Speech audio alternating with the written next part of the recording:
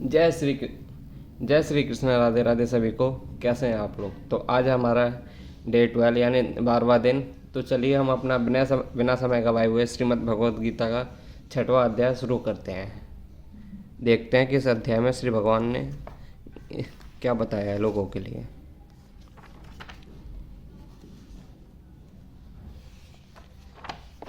जैसा आपको पता होगा, इससे पहले हम यहाँ तक पढ़ चुके हैं, तो आज हम अपना यहाँ से प्रारंभ करते हैं। सभी को एक बार जय श्री कृष्ण। हरे हरे राम हरे कृष्णा कृष्णा कृष्णा हरे हरे, हरे राम राम राम हरे हरे। तो चलिए शुरू करते हैं लेकर प्रभु का नाम। जब योगी योगाभ्यास द्वारा अपने मानसिक कार्यकलापों को वश में कर लेता है और अध्यात्म में स्थिर हो जाता है, अर्थात समस्त भौतिक इच्छाओं से रहित हो जाता है, तब वह योग में स्थिर हो जाता है। साधारण मनुष्य की तुलना में योगी के कार्यों में यह विशेषता होती है कि वह समस्त भौतिक इच्छाओं से मुक्त रहता है, जिनमें मैथुन प्रमुख है। एक पूर्ण योगी अपने मानसिक कार्य में इतना अनुशासित होता है कि उसे कोई भी भौतिक इच्छा विचलित नहीं कर सकती। यह सिद्ध अवस्था कृष्ण भावना भावित व्यक्तियों द्वारा स्वतः प्राप्त हो जाती है, जैसा कि श्रीमद् भगवद गीता में कहा गया है।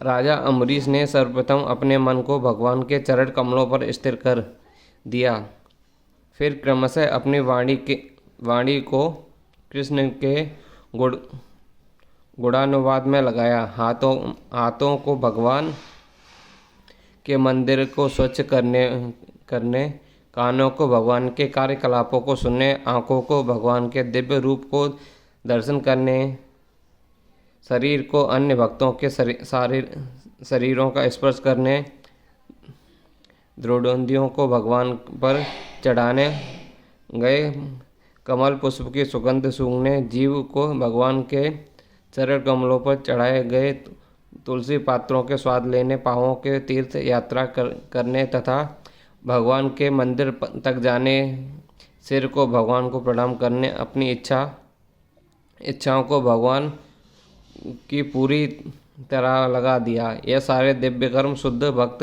के सर्वथा अनुरूप है। निर्विशवादियों के लिए यह दिव्य व्यवस्था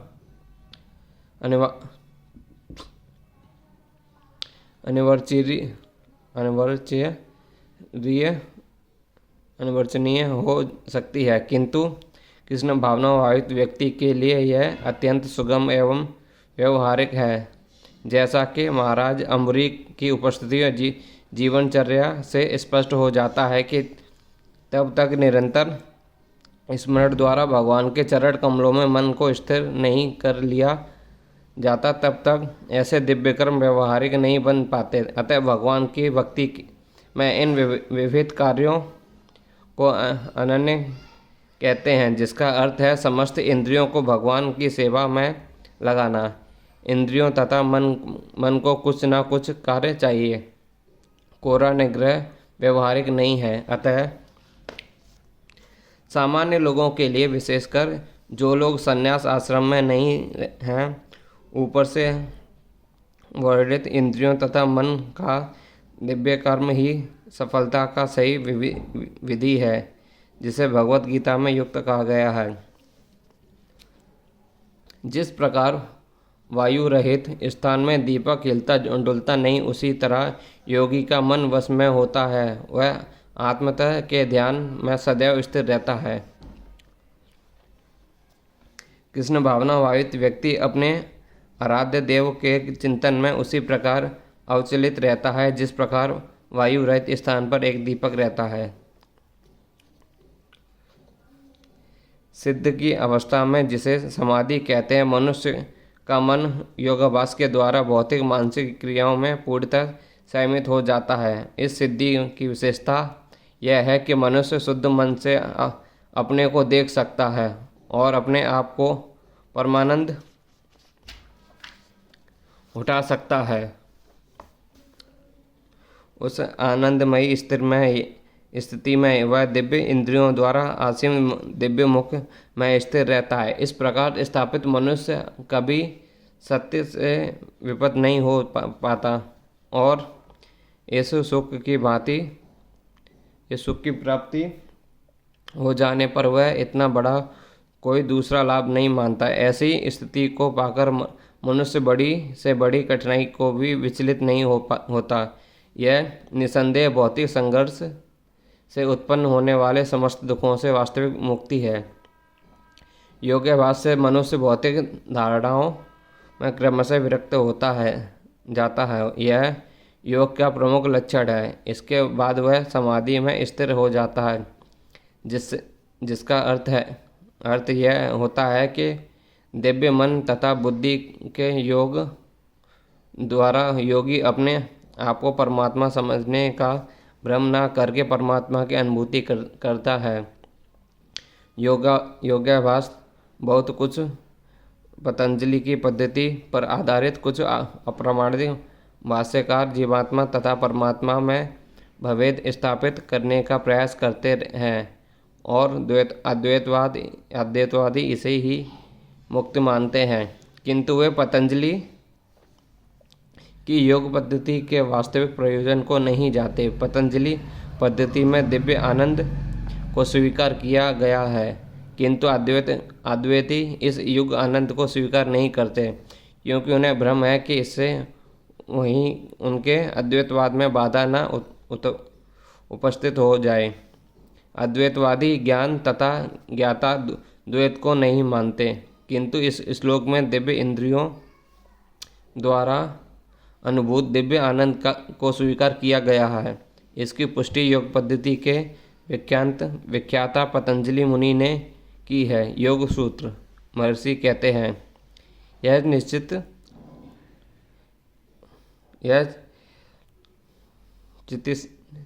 चित्त शक्ति या अंतरंगा शक्ति दिव्य है। पुरुषार्थ का तात्पर्य धर्म तथा काम तथा अंत में परम ब्रह्म से तात्पर्य में या मोक्ष है। अद्वैतवादी परम ब्रह्म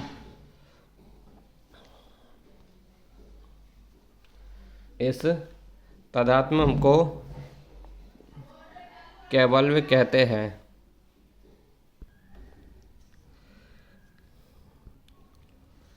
वैल्यूबल कहते हैं कि किंतु पतंजलि के अनुसार वैकल्प में वह अंतरंगा या दिव्य शक्ति शब्दों में अवस्था चेतो दर्पण मार्जन अर्थात मन रूपी मलिन दर्पण का मार्जन शुद्धि है। यह मार्जन वास्तव में मुक्ति या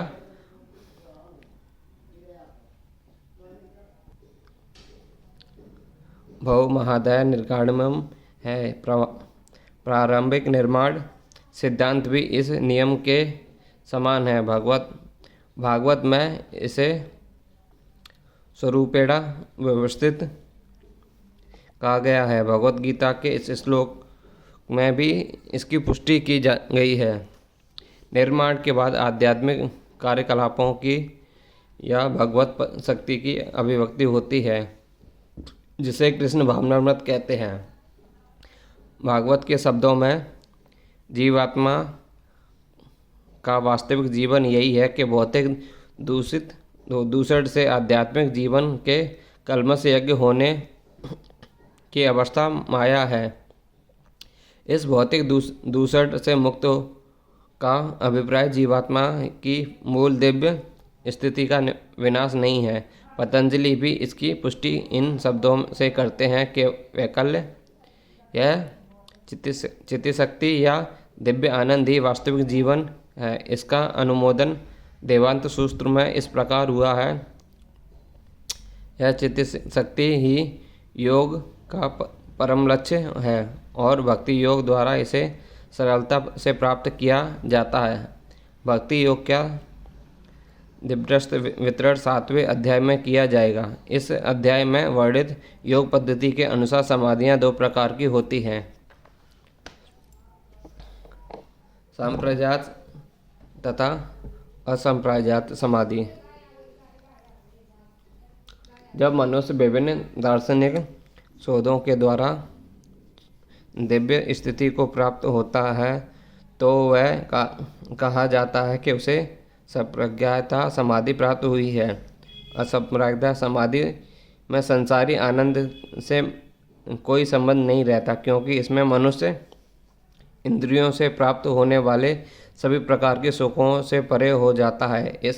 एक बार इस दिव्य स्थिति को प्राप्त कर लेने पर योगी कभी उससे डिगता नहीं है। जब तक योगी इस स्थिति को प्राप्त नहीं कर लेता तब तक वह असफल रहता है। आजकल के तथाकथित योगाभ्यास में स्थिर विभिन्न इंद्रिय सुख सम्मिलित हैं, जो योग में सर्वथा विपरीत है। योगी योगाभ्यास में विभिन्न होकर यदि कोई मैथुन तथा मादक द्रव्य सेवन में अनुरक्त होता है तो वह उपहासजनक है। यहाँ तक कि जो योगी योग के सिद्धियों के प्रति आकृष्ट रहते हैं वे भी योग में आरूढ़ नहीं कहे जा सकते। योगी जन योगी का आंतरिक वस्तुओं के प्रति आकर्षित है तो उन्हें सिद्ध अवस्था को प्राप्त हुआ नहीं कहा जा सकता। जैसा कि इस श्लोक में कहा गया है कि अतः जो व्यक्ति आसनों के प्रदर्शन या सिद्धियों के चक्कर में रहते हैं उन्हें यह समझ लेना चाहिए कि इस प्रकार योग का मुख्य उद्देश्य ही समाप्त हो जाता है। इस श्लोक में योग के सर्वोत्तम पद्धति कृष्ण भावनामृत में जो निराशा उत्पन्न करने वाली है, एक कृष्ण भावना वाहित व्यक्ति अपने धर्म में इतना सुखी रहित रहता है कि उसे किसी अन्य सुख के आकांक्षा नहीं रह जाती। इस दिव्य प्रदान के युग में हठ योग, ध्यान योग तथा ज्ञान योग का अभ्यास करने हुए अनेक अवरोध आ सकते हैं, किंतु कर्मयोग, भक्ति योग के पालन में ऐसी समस्या सामने नहीं आती।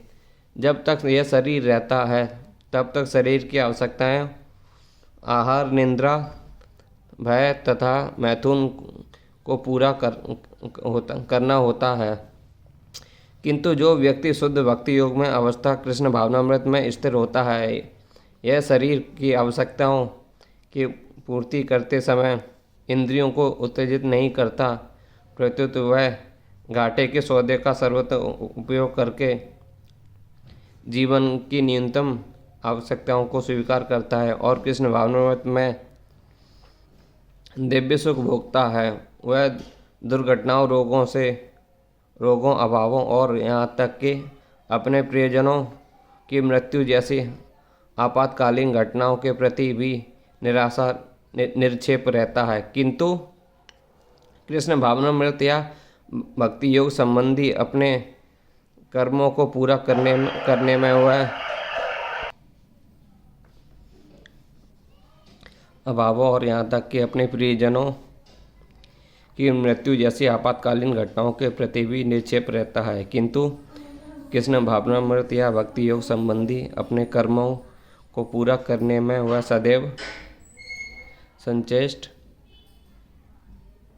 रहता है। दुर्घटनाएं उसे कर्तव्य पथ से विचलित नहीं कर पाती। जैसा कि भगवत गीता में कहा गया है, वह इन प्रासंगिक घटनाओं को सहता है, क्योंकि वह यह भली भांति जानता है कि ये घटनाएं ऐसी ही आती जाती रहती हैं और इनसे उसके कर्तव्य पर कोई प्रभाव नहीं पड़ता।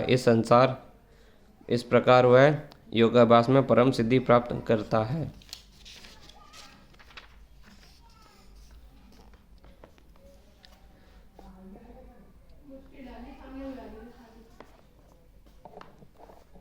मनुष्य को चाहिए कि संकल्प तथा श्रद्धा के साथ योगाभ्यास में लगे और पथ से विचलित न हो। उसे चाहिए कि मनोधर्म में उत्पन्न समस्त इच्छाओं को निरपतवाद रूप से त्याग दे और इस प्रकार मन के द्वारा सभी और इसे इंद्रियों को वश में करे। योगाभ्यास करने वाले को दृढ़ संकल्प होना चाहिए और उसे चाहिए कि बिना विचलित हुए धैर्यपूर्वक अभ्यास करे।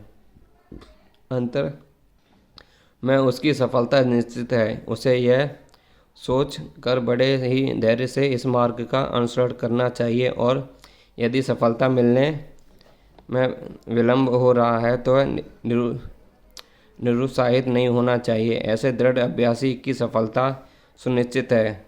भक्ति योग के संबंध में रूपी गोस्वामी का कथन है, मनुष्य पूर्ण हार्दिक उत्साह, धैर्य तथा संकल्प के साथ भक्ति योग का पूर्ण रूपेण पालन भक्त के साथ रहकर निर्धारित कर्मों के लिए करने तथा सत्यापूर्णतः लगे रहने से कर सकता है। जहाँ तक संकल्प की बात है कि मनुष्य को चाहिए कि उसे गौरैया का आदर्श ग्रहण करे, जिसके सारे अंडे समुद्र की लहरों में मग्न हो गए हैं, किंतु कि एक गौरैया ने समुद्र के तट पर अंडे दिए, किंतु विशाल समुद्र उन्हें अपनी लहरों में समेट ले गया। और इस पर गौरैया अत्यंत क्षुब्ध हुई और उसने अपने समुद्र से अंडे लौटा देने के लिए कहा, किंतु समुद्र ने उसकी प्रार्थना पर कोई ध्यान नहीं दिया। अतः समुद्र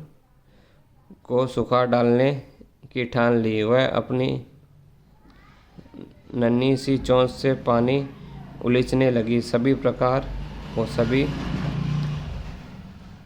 सभी उसके इस अभ्यास असंभव संपल का उपहास करने लगे।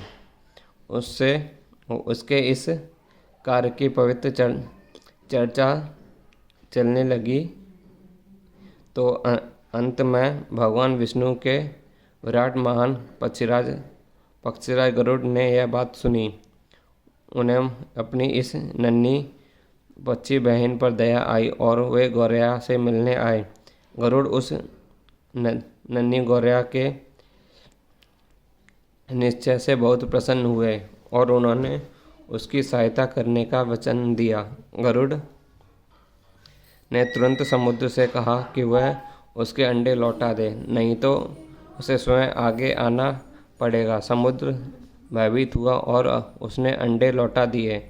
वह गौरैया गरुड़ की कृपा से सुखी हो गई। इस प्रकार योग विशेषता कृष्ण भावनावाद व्यक्ति अत्यंत दुष्कर प्रतीत हो सकता है, किंतु जो संकल्प के साथ नियमों का पालन करता है, भगवान निश्चित रूप से उसकी सहायता करते हैं, क्योंकि जो अपनी सहायता आप करते हैं, भगवान उसकी सहायता करते हैं। धीरे धीरे क्रमशः विश्वासपूर्वक बुद्धि के साथ समस्त समाधि में स्थिर होना चाहिए और इस प्रकार मन को आत्मा में ही स्थिर करना चाहिए तथा कुछ भी नहीं सोचना चाहिए। सचमुच विश्वास तथा बुद्धि के द्वारा मनुष्य को धीरे धीरे सारे इंद्रिय कर्म करने बंद कर देना चाहिए। यह प्रत्याहार कहलाता है कि मन को विश्वास, ध्यान तथा इंद्रिय निश्चित द्वारा बस में करते हुए समाधि में स्थिर करना चाहिए। उस समय देहात्म बुद्धि में अनुरक्त होने की कोई संभावना नहीं रह जाती। दूसरे शब्दों में, जब तक इस शरीर का आसक्त है तब तक मनुष्य पदार्थ में लगा रहता है, किंतु उसे इंद्रिय तृप्ति के विषय में नहीं सोचना चाहिए। उसे परमात्मा के आनंद के अतिरिक्त किसी अन्य आनंद चिंतन नहीं करना चाहिए। कृष्ण भावनामृत का अभ्यास करने से यह अवस्था सहज ही प्राप्त की जा सकती है। मन अपनी चंचलता तथा अस्थिरता के कारण जहाँ कहीं भी विचलित करता हो, मनुष्य को चाहिए कि उसे वहाँ से खींचे और अपने वश में ले आए। मन के स्वभाव में चंचल और स्थिर में, किंतु स्वरूप योगी को मन को वश में लाना होता है। उस पर मन का अधिकार नहीं होना चाहिए। जो मन को इंद्रिय जो मन को तथा इंद्रिय को भी वश में रखता है वही गोस्वामी या स्वामी कहलाता है। जो मन के वशीभूत होता है वह गोदास अर्थात इंद्रिय का सेवक कहलाता है। गोस्वामी इंद्रिय सुख के मानक भी विज्ञ होता है। दिव्य इंद्रिय सुख वह जिससे इंद्रिय हरि के अर्थात इंद्रिय के स्वामी भगवान कृष्ण की सेवा में लगी रहती है। इंद्रिय सुख के द्वारा कृष्ण की सेवा ही कृष्ण चेतना या कृष्ण भावनामृत कहलाती है। इंद्रिय का पूर्णवश में लाने की यह विधि इससे भी बढ़कर बात यह है कि वह योग्याभास की परम सिद्धि भी है।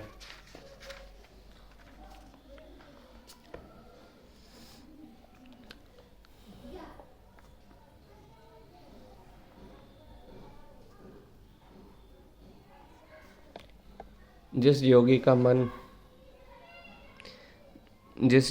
मन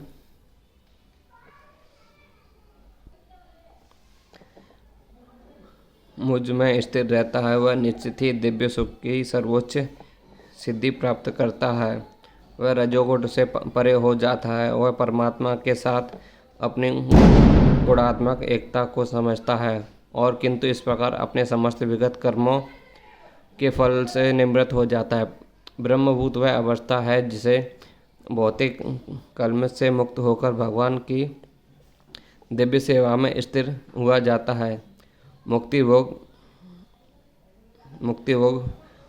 मद भक्ति लभते परा में जब तक मनुष्य का मन भगवान की चरण कमलों में स्थिर नहीं हो जाता तब तक कोई ब्रह्मरूप में नहीं रह जाता। वे मन कृष्णवादियों में भगवान की दिव्य प्रेम भक्ति में निरंतर प्रवृत्त रहता है। कृष्ण भावनामृत में रहना वस्तुतः रजोगुण तथा भौतिक कलमश से मुक्त होना है। इस प्रकार योग्याभास में निरंतर लगा रहकर आत्म सन्यासी योगी समस्त भौतिक कलमश से मुक्त हो जाता है और भगवान के दिव्य प्रेम भक्ति में परम सुख प्राप्त करता है। आत्म साक्षात्कार का अर्थ है कि भगवान के संबंध में अपनी वास्तविक स्थिति को जानना। जीव आत्मा भगवान का अंश है और उसकी स्थिति भगवान के दिव्य सेवा करते रहना है। ब्रह्म के साथ यह दिव्य क्षात्रिय का ब्रह्म स्पर्श कहलाता है। वास्तविक योगी समस्त जीवों में मुझको तथा मुझ में समस्त जीवों को देखता है। निसंदेह स्वरूप प्रसिद्ध व्यक्ति मुझे परमेश्वर का सर्वत्र देखता है। कृष्ण भावना भावित योगी पूर्ण दृष्टा से होता है क्योंकि वह परम ब्रह्म कृष्ण को हर प्राणी के हृदय में परमात्मा रूप स्थित देखता है। ईश्वर अपने परमात्मा रूप में भगवान एक क्षत्रिय तथा एक ब्राह्मण दोनों के हृदय में स्थिर होते हैं। पूर्ण योगी जानता है कि भगवान नित्य रूप में एक दिव्य है और कुत्ते या ब्राह्मण में स्थिर होने से भी भौतिक रूप में प्रभावित नहीं होता। यही भगवान की परम निरपेक्षा है।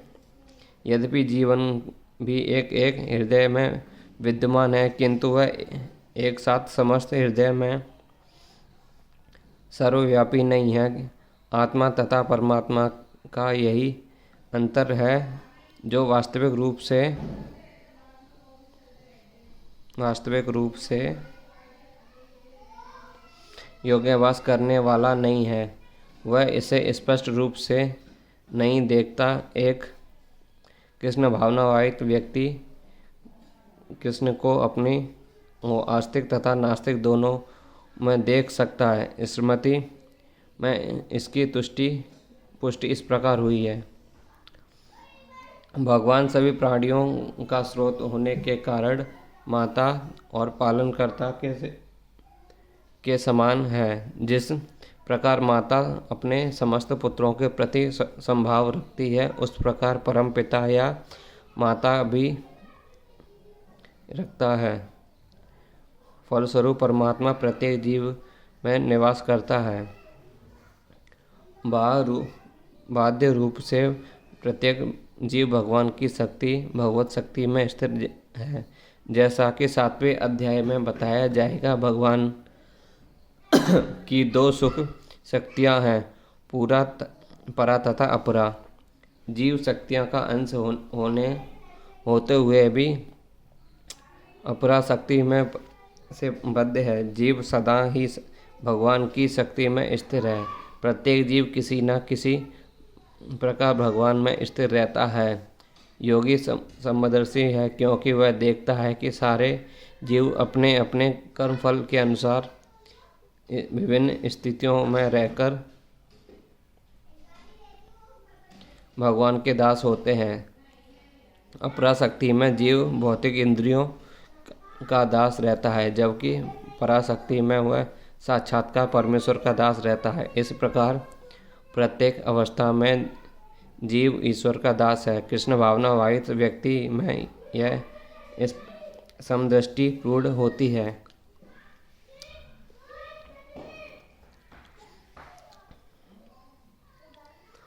जो मुझे सर्वथा देखना है, वह सब कुछ मुझसे देखता है। उसके लिए ना तो मैं कभी अदृश्य होता हूँ और ना वह मेरे लिए अदृश्य होता है। कृष्ण भावना वाहित व्यक्ति भगवान कृष्ण को सर्वत्र देखता है और सारी वस्तुएं को कृष्ण में देखता है। ऐसा व्यक्ति भले ही प्रकृति के पृथक पृथक अभिव्यक्तियों को देखता प्रतीत हो, किंतु वह प्रत्येक दशा में इस कृष्ण भावनामृत में अवगत रहता है कि प्रत्येक वस्तु कृष्ण की ही शक्ति की अभिव्यक्ति है। कृष्ण भावना वाहित का मूल सिद्धांत ही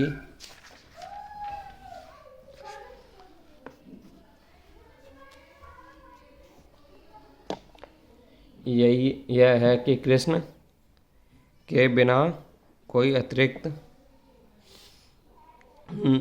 नहीं है और कृष्ण ही सर्वस्व। कृष्ण भावनामृत कृष्ण प्रेमी का विकास ऐसी स्थिति में है जो भौतिक मोक्ष से भी परे है। आत्म साक्षात्कार के ऊपर कृष्ण भावनामृत की इस अवस्था से भक्त कृष्ण से इस अर्थ के एक रूप हो जाता है कि उसके लिए ही सब कुछ हो जाते हैं और भक्त प्रेमवश कृष्ण की पूरित हो उठता है। तब भगवान तथा भक्त के बीच अंतर्गत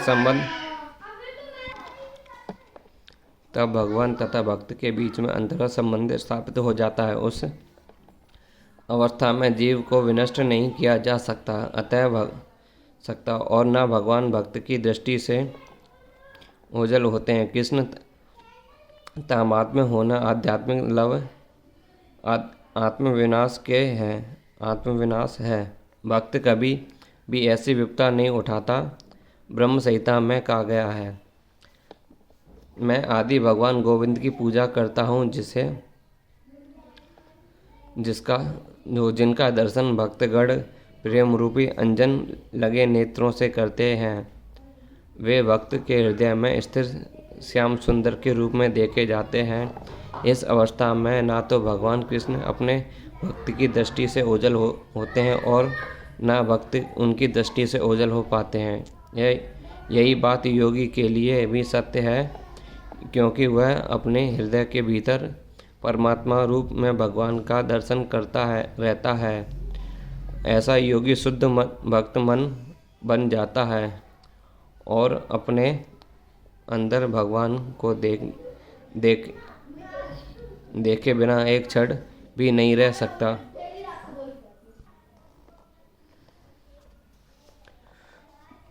जो योगी मुझे परमात्मा की अभिन्न जानते हुए परमात्मा की भक्तिपूर्वक सेवा करता है, वह हर प्रकार से मुझ में सदैव स्थिर रहता है। जो योगी परमात्मा का ध्यान करता है, वह अपने अंतःकरण के चतुर्भुज विष्णु का दर्शन कृष्ण के पूर्ण रूप में शंख चक्र गदा तथा कमल पुष्प धारण किए हुए करता है। योगी को यह जानना चाहिए कि विष्णु कृष्ण से भिन्न नहीं है। परमात्मा रूपी कृष्ण जन गण मन हृदय में स्थिर है। यही नहीं, असंख्य जीवों के हृदय में स्थिर असंख्य परमात्माओं में कोई अंतर नहीं। ना ही कृष्ण की दिव्य प्रेम भक्ति में निरंतर व्यास व्यक्ति तथा परमात्मा के ध्यान में निरंतर एक पूर्ण योगी के बीच में कोई अंतर नहीं है। कृष्ण भावनामृत में योगी सदैव कृष्ण में ही स्थिर रहता है, भले ही भौतिक जगत में वह विभिन्न कार्यों में व्यस्त ही क्यों न हो। इसकी पुष्टि श्रील रूप में गोस्वामी कृतम भक्ति रसामृत में सिद्धू में हुई है।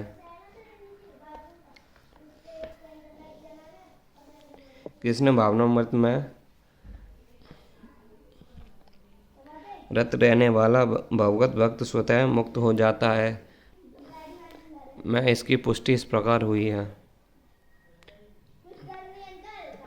देश काल में अतीत तथा सर्वव्यापी श्री कृष्ण के दिव्य रूप में ध्यान एकाग्र करने में मनुष्य कृष्ण के चिंतन में तत्मन हो जाता है और तब तक उसके दिव्य सांचित की सुखी अवस्था को प्राप्त होता है। योग्यावास में समाधि की सर्वोच्च अवस्था कृष्ण भावनामृत में है।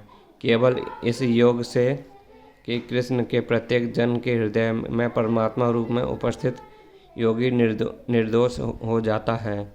वेदों से भगवान की इस अचिंत्य शक्ति की पुष्टि इस प्रकार होती है। यद्यपि भगवान एक है, किंतु वह जितने सारे हृदय में उनके उपस्थित रहता है, इसी प्रकार स्मृति शास्त्र का कथन है। विष्णु एक है, फिर भी वे सर्वव्यापी हैं। एक रूप होते हुए भी अपनी अचिंत्य शक्ति से सर्वत्र उपस्थित रहते हैं। जिस प्रकार सूर्य एक ही समय में अनेक स्थानों में दिखता है। हे अर्जुन, वह पूर्ण योगी है जो अपनी तुलना से समस्त प्राणियों के उनके सुखों तथा दुखों में वास्तविक समानता का दर्शन करता है। कृष्ण भावनाभावित व्यक्ति पूर्ण योगी होता है। वह अपने व्यक्तिगत अनुभव से प्रत्येक प्राणी के सुख तथा दुख को अवगत होता है। जीव के दुख का कारण ईश्वर से अपने संबंध का विस्मरण होना है।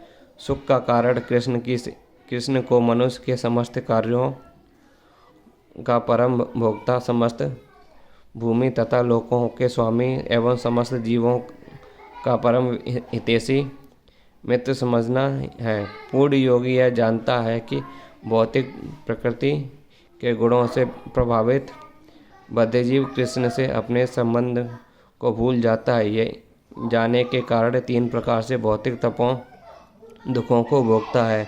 और चूंकि कृष्ण भावना भावित व्यक्ति सुखी होता है, इसलिए वह कृष्ण ज्ञान को सर्वन्य व्यतिरिक्त कर देना चाहिए। चूंकि पूर्ण योगी कृष्ण भावना भावित बनने के महत्व को घोषित चलता है और अतः वह विश्व का सर्वश्रेष्ठ उपकारी एवं भगवान के प्रीतम सेवक है। ना दूसरे शब्दों में भगवत भक्त सदैव जीवों के कल्याण को देखता है और इस तरह वह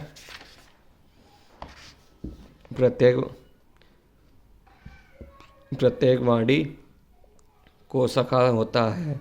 वह सर्वश्रेष्ठ योगी है क्योंकि वह स्वतः सुखा सिद्धि नहीं चाहता, अपितु अन्यों के लिए भी चाहता है। वह अपने मित्र जीवों में द्वेष नहीं करता। यही है वह अंतर जो एक भगवत भक्त तथा अन्योन्यमति ही रुचि रखने वाले योगी में होता है। योगी जो पूर्ण रूप से ध्यान धरने के लिए एकांत स्थान में चला जाता है और उतना ही पूर्ण नहीं होता जितना कि वह भक्त जो प्रत्येक व्यक्ति को कृष्ण भावना भावित बनाने का प्रयास करता रहता है। अर्जुन कहते हैं, तो चलिए जय श्री कृष्ण, राधे राधे सभी को। हम इससे आगे कल से प्रारंभ करेंगे। हरे कृष्णा हरे राम, राम राम हरे हरे। तो चलिए आज हम अपना यहाँ पे विराम लेते हैं। कल से हम अपने यहाँ से आगे चलेंगे।